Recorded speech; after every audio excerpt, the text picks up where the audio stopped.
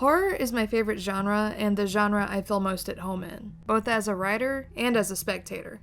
It's a great comfort to see yourself reflected in a piece of art, and I've lived with enough death and neuroses that horror films have always tapped into something welcoming and familiar to me.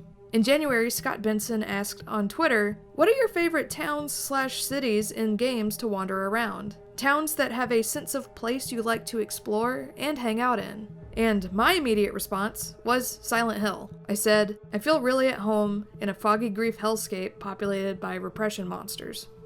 Speaking of a foggy grief hellscape populated by repression monsters, I saw Hereditary recently. There is a Letterboxd review for Hereditary by someone named Wes that I found simple and direct, and that also very much resonated with me. Wes talks about feeling less alone when watching horror as a comfort mechanism, and about how horror is a unique method of purging trauma and achieving catharsis. They also say, "Hereditary robbed me of something I thought I had complete control over." And in reference to that expected catharsis, I didn't get that here. I got the opposite. I went to this theater alone. I felt like I was strapped to my seat, forcibly watching something that not only rejected my catharsis through horror, it amplified what I'm truly afraid of. Neglect, rejection, loneliness, and familial issues.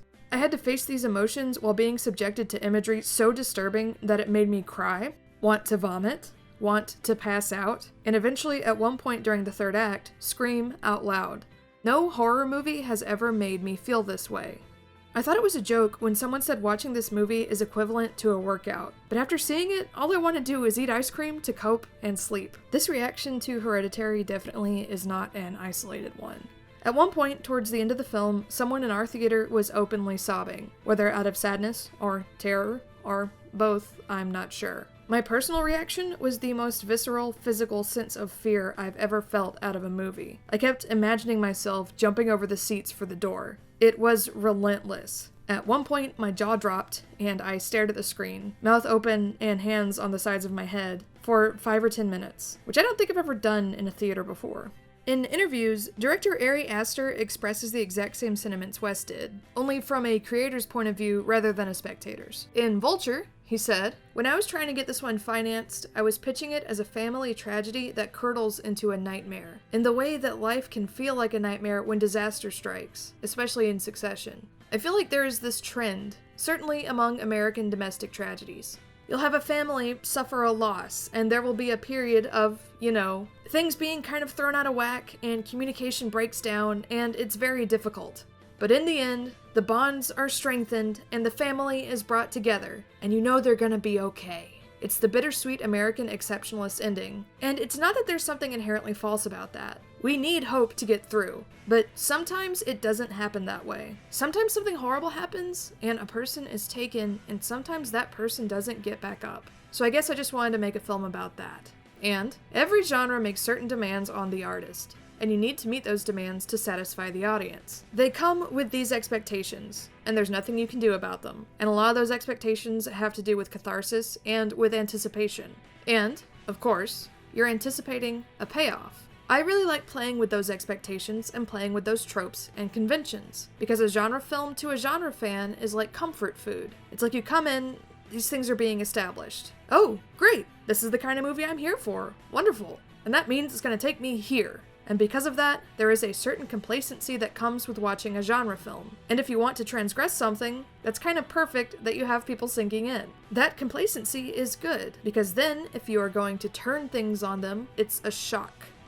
In a film comment interview with Michael Kwerski, Aster says, "It's filled with betrayals, and that is something I wanted to do here. To make a film that betrays you on every level, where you become invested in all these people, and what happens to them is not fair. You have to contend with it." My biggest problem with recent horror films is that I really feel like there's this agenda. I don't know if it's a studio agenda, to let you off the hook. And if everyone gets fucked at the end, they make sure you're not invested in anybody. And the films that always got to me were operating on more of an existential level, where it's like, okay, we're going to pose the problems of life, things tapping into your most primal fears. Death. Does anybody really know anybody? And not resolving anything. Just rubbing your face in the inevitability of all that stuff. That stuff's not pleasant, and we think we go to horror movies to avoid them. We want to go to an experience. We want to be riveted, taken on a ride, and we want to be scared.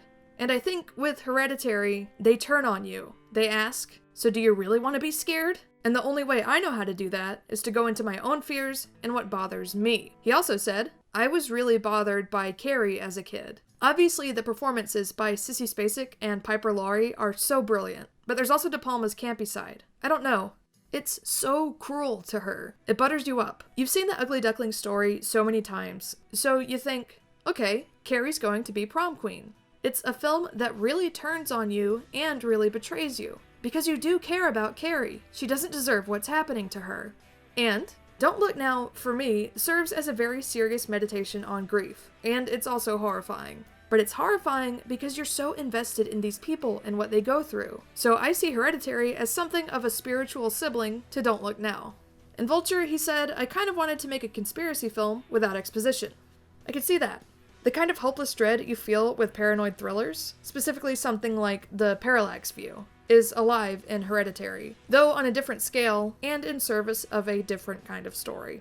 There's nothing cheap or easy about Hereditary either. Like, I've seen the clip from Opera involving eyes and needles, and that's probably the most viscerally disturbing horror film image I can think of. And I've never even seen the full film and had the full narrative context for that scene. I respect Argento, but I can have a physical reaction to any kind of violence or torture on screen, even if I think the movie is terrible, and even if it doesn't stay with me. But this movie doesn't need to exploit cheap violence or torture or jump scares to get its hooks in. There are moments of violence, but they're placed in a film that's much more focused on grief and familial conflict. Hereditary's effectiveness is built out of so many varied but tightly interconnected elements. If any piece were removed, it wouldn't be nearly as effective. Or it could end up as the spooky weird girl dead grandma movie the trailers try to sell it as. Even as I wondered where the movie was going and got antsy in my theater seat, by the end I realized that if it didn't have the length and slow build, it wouldn't have been as effective at getting under my skin. If it didn't lean on so many horror tropes and references, including some I was worried about being tired or exploitative, especially mental illness or femininity or motherhood being coded as other and inherently evil, it would not have been able to subvert these tropes. If the film hadn't taken the time to develop the family as real, grieving people, their suffering wouldn't have meant nearly as much. If it hadn't been so well cast, it wouldn't have been able to develop the characters at all. Everyone is amazing, but Toni Collette and Alex Wolff in particular give some of the best horror performances I've ever seen. Collette especially is so sympathetic and believable, as a woman desperately trying to save her family from a malevolent force while also trying to save herself from grief. Rachel Handler interviewed Toni Collette for Vulture. Collette said, "It's a very honest, natural portrayal about a family experiencing a lot of pain and how it changes them. And it was just endlessly emotional, and there were lots of emotions. There were ones that are more acceptable than others, and ones that feel better to experience than others. This involves none of those. It's one of the jobs where you get to go to work and roll around in ideas of grief and resentment and rage, and all of these extremes in life. And we were dabbling in that area for weeks on end. And it's really just great filmmaking to have the audience identify with these characters and their pain, because then you're investing in them emotionally. And when it does turn, it's even more horrifying. And finally, this movie wouldn't excel as a piece of narrative cinema, not just as an exercise in horror, which would have been perfectly fine in its own right, if it wasn't so terribly, gorgeously shot and scored, and if it didn't have such a dense script. Aster said, "The first thing I told Colin Stetson was that I wanted the score to feel evil, and I wanted there to be a sense that the film knows where this is all going and knows where this has to go, that there's this feeling of the inevitable." From visuals to sound to script, Hereditary is meticulously constructed. Hot Fuzz's script, with its layered dual meanings and moments of small foreshadowing and obsessive attention to detail, is why I got into film. I love films where you can look back on scenes that have dual meanings. One interpretation on first viewing, and others on subsequent. Hereditary and Hot Fuzz have little else in common, but Hereditary does have a script where repeat viewings will be rewarding. And small, "that was weird, but I guess this is just a weird horror movie about a grieving family," moments take on much more weight and significance in hindsight. It's rare, and even then, rarely done well, but I do love it in horror media when something that seems benign or barely out of place at first is later revealed to be something horrific, or grotesque, or malicious, or all those things. The White with Red creepypasta is a good example of this, as are a lot of traditional urban legends and campfire stories. True Detective isn't straight horror, it's a crime drama, but looking back on the scene where Russ talks to the man on the lawnmower still freaks me out. And looking back on Hereditary, I get a lot of that hindsight dread. Michael Kwerski, in his interview of Aster for Film Comment, said, "The film doesn't answer what's really happened in the past, and the future is so unsure, so the viewer is constantly in the present moment, aligned with the people this is all happening to. And since they have no idea, it's like we're identifying with confusion the whole time." In his review for Vulture, Kyle Buchanan said of the beginning to middle of the movie, "In many ways, this is the film's best portion. You can sense a trap is being constructed, but you can't quite predict when it will spring shut and maul you." My only real complaint about Hereditary is that the shot of character stares at something scary for several seconds before we are shown what the scary thing is overused. It's effective at building tension, but after a while I'm thinking, just show me. Not out of fear, but out of frustration. It's a fair trade-off though, because I can't remember any jump scares or any cheap scares at all. The pacing of this film also felt wonky in a where's this going kind of way. But I don't think I would have that problem upon rewatch because it's necessary to accommodate the varied ride that Hereditary takes you on. There are also a couple of plot elements that, as I said, are horror tropes I'm familiar with, but the initial feeling of being let down by something familiar gets subverted in most, if not all, cases. Hereditary is definitely a film for horror fans, and for people who are comfortable watching a film that is relentless. The number one word I would use to describe Hereditary is upsetting.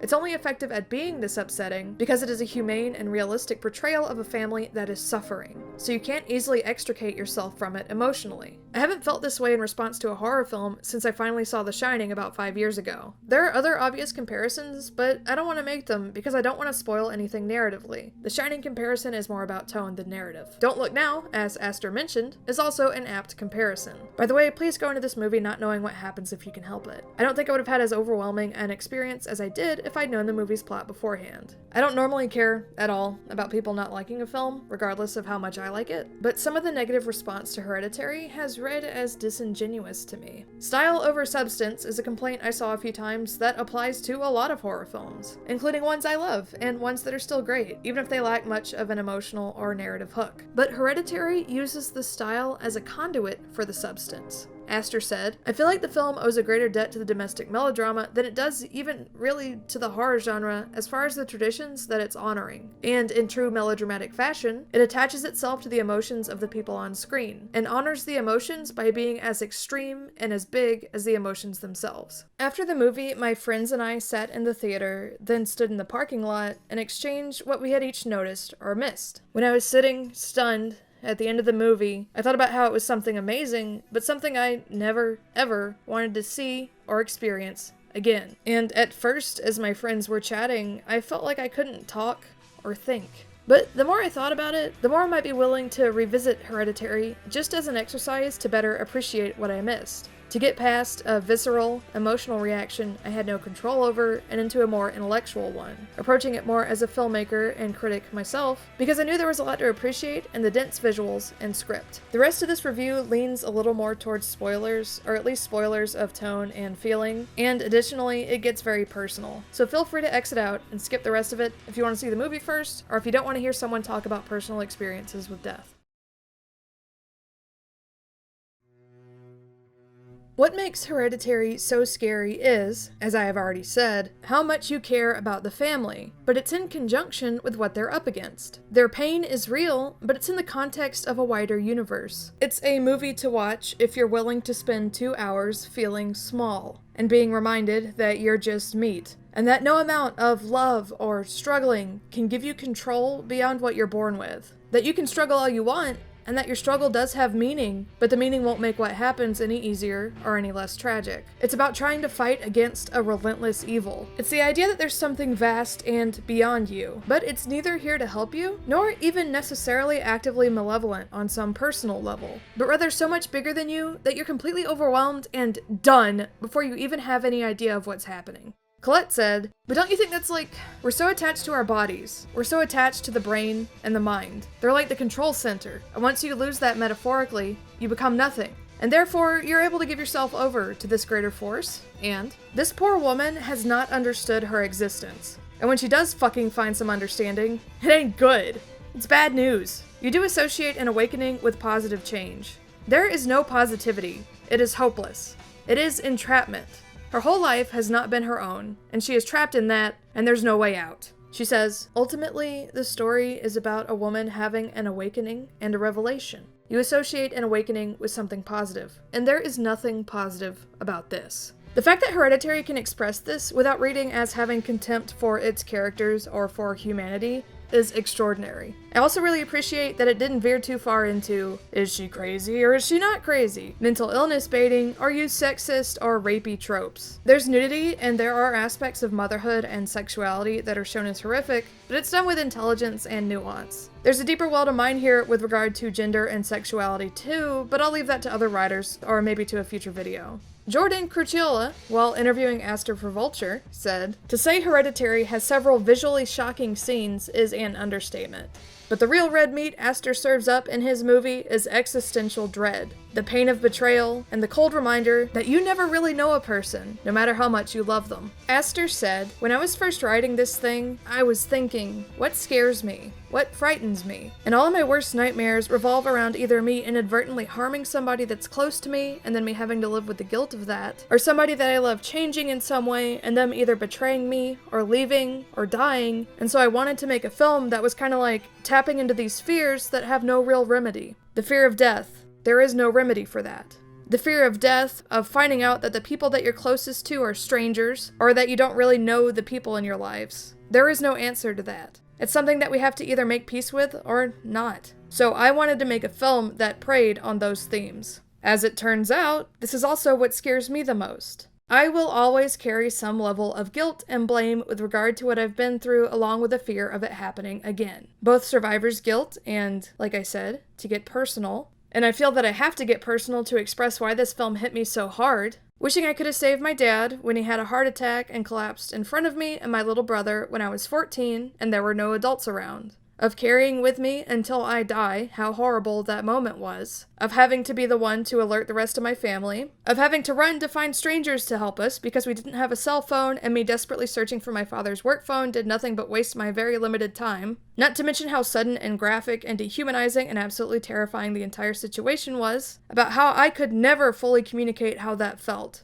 And how so few people I meet have been through anything similar. About someone you love being dead for no reason, and you'll always regret not having done more, and now, as a kid, life is different forever. Because you know, at your core, that anyone you love could die, and you knowing and accepting death separates you from most of the people you meet, who at 14, or at 40, or at whatever age, think they'll live forever, and have trouble even handling the idea of what you've been through. Once you cross that threshold and realize that with everyone you care about, have ever cared about, will ever care about, even if you maintain that relationship to the best of your ability, and you nurture each other and you do whatever you can for each other, every friend and family member and partner you'll ever have, either they're going to die next or you are. Growing up with a bunch of dead family members, adults I met who would ask me invasive questions about my home life would always look shocked and upset when I told them frankly about what I'd been through, even if I spared details. I got to the point where with my father in particular, I just leave him out when talking about my family. Not because I couldn't talk about his death.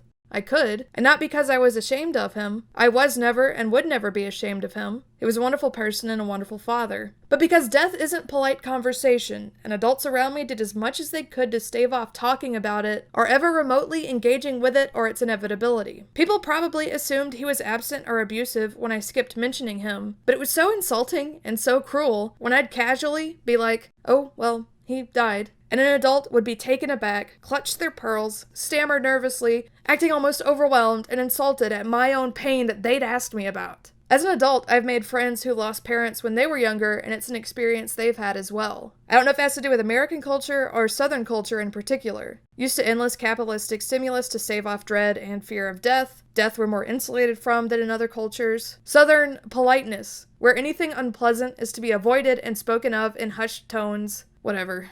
Also, I'm not saying that what I went through is exactly mirrored in the film. It isn't. This isn't a "the dad dies of a heart attack in front of the girl" spoiler. I'm just talking about my own experience and how I felt it related to the elements in the film that were born of Aster's own fears. The first time I can remember losing someone, I was around 4 years old, and grief and death have overshadowed a lot of my life. I've known a lot of people who have died, some suddenly and unexpectedly, and some drawn out over a period of time. Whether I like it or not, this is my experience. And Hereditary is a visceral reminder and reflection for me. Wes also said, but it made me face those emotions and conquer them.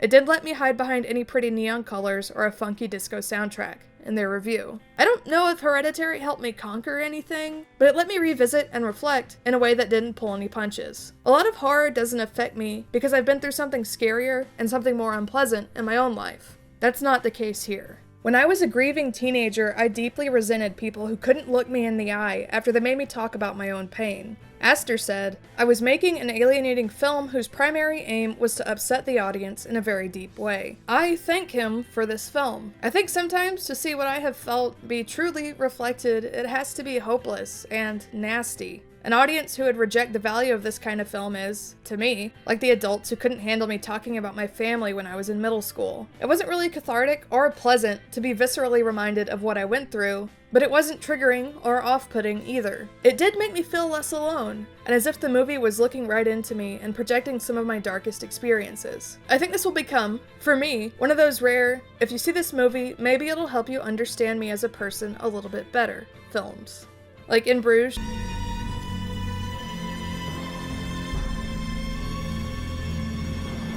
Ray, don't! Fucking hell! Where the fuck did you come from? I was behind the thing. What the fuck are you doing, Ray? What the fuck are you doing? Nothing. Or After Hours.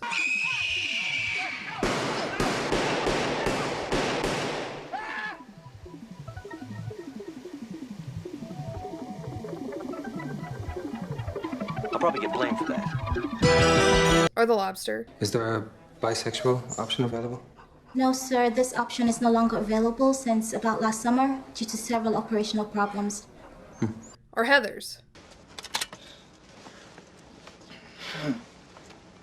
So we killed them, didn't we? Of course.